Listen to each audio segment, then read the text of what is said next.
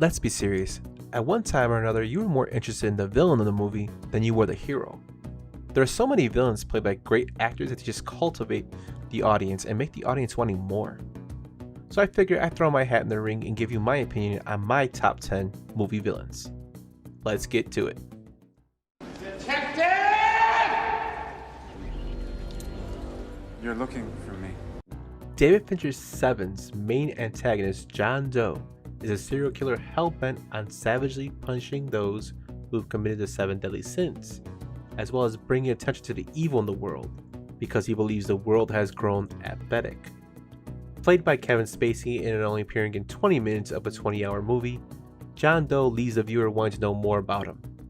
Well, at least he was kind enough to give us the answer to this question. Box! What's in the fucking box? Give me the gun. All right, that's it.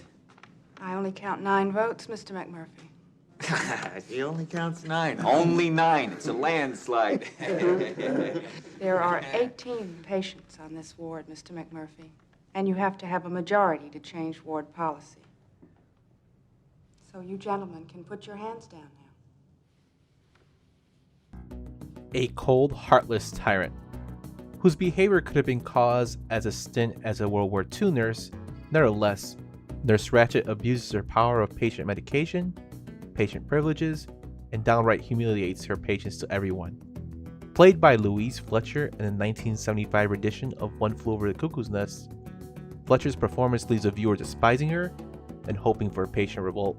Mr. McMurphy doesn't want to take his medication orally. I'm sure we can arrange that he can have it some other way. Here I am, Wheezy. Hey, you're gonna like it down here. Won't do any good to run, girly boy.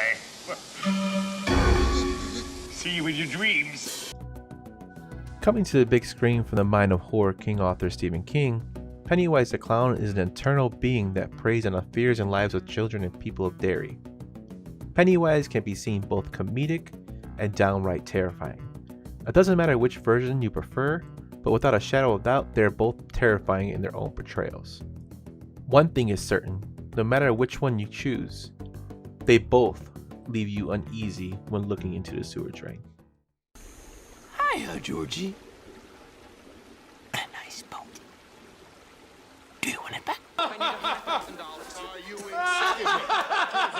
Excuse me. Dad, are you gonna lend me the money or not? No, I'm not gonna let you. You work for me, remember? I know what you did. You're a damn credit risk. All right, just get the hell out of here, huh? I got a goddamn campaign. The one thing you do care about. Okay, then I quit as your son. What else can be said about Max Cady? He's a homicidal rapist who holds a grudge against a lawyer that he feels wronged him by suppressing evidence that could have helped him. Played by Robert De Niro in the Martin Scorsese Cape Fear remake, Cady is driven by his grudge to get revenge after his release from prison. He then goes on to stalk the wife and family of Sam Bowden, played by Nick Nolte, even trying to seduce his teenage daughter. One thing is for certain, Cady is a man obsessed and hell-bent on revenge. I am like God, and God like me. I am as large as God. He is as small as I. I'm sorry, Paul. This is all wrong. What? You'll have to do it over again. It's not worthy of you. Throw it all out, except for that part of naming the gravedigger after me. You can leave that in. Annie Wilkes takes being a superfan to a whole new level.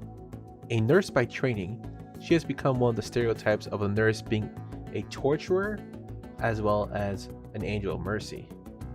Rescuing her favorite author Paul Sheldon, played by James Caan, after he breaks both legs in a car accident, she takes him home to help him recover, or so he believes. Wilkes is so obsessed with his writing and ending of her favorite novel series that she gets Sheldon a typewriter to finish his novel. Wilkes is uncovered to be a potential serial killer and shows her obsession with Paul by re-breaking his legs when she finds out he has regained some of his mobility. To defeat my enemy, I extinguish his life and consume him as I consume these flames. A cunning and authoritarian leader of the naives, Bill the Butcher Cunning strikes fear in all the inhabitants of the 5 Points of New York. Based on real gang leader William Poole, and played by legendary actor Daniel Day-Lewis in Martin Scorsese's Gangs of New York, Cunning may show some soft spots for widows and orphans, but don't let that fool you as he shows his ruthlessness to rivals and to those he believes are corrupted politicians. Armed with his trusty knives, the Butcher is a man to be feared and avoided throughout the 5 Points of New York.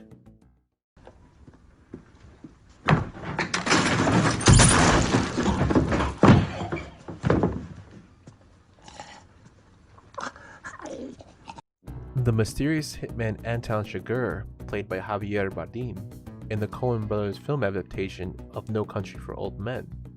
Chigurh displays no care for human interaction, besides giving a caveat to his victims by letting them call a coin toss to see whether they live or die. Armed with his trustworthy bolt pistol and silenced automatic shotgun, Chigurh strikes fear into his victims. Possessing remarkable endurance and a high pain threshold, Chigurh is a sadistic, cold-blooded, and unsympathetic killing machine who usually displays no mercy for his potential victims.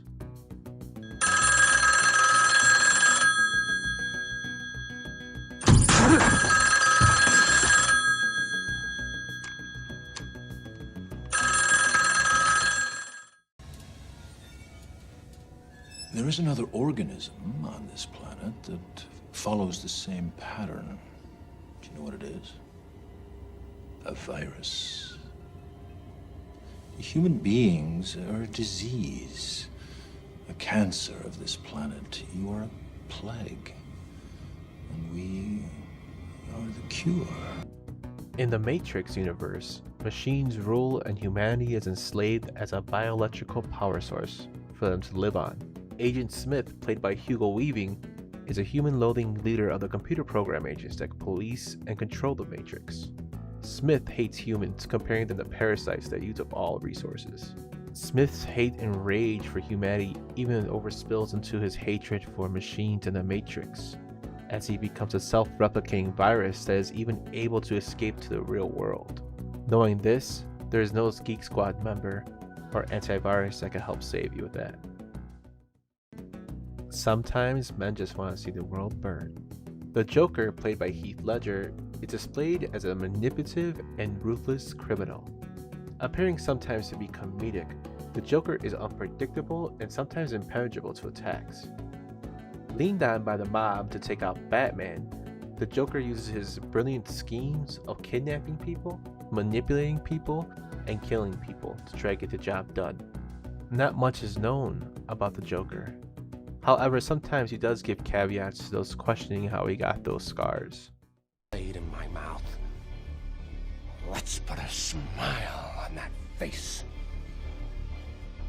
And why so serious?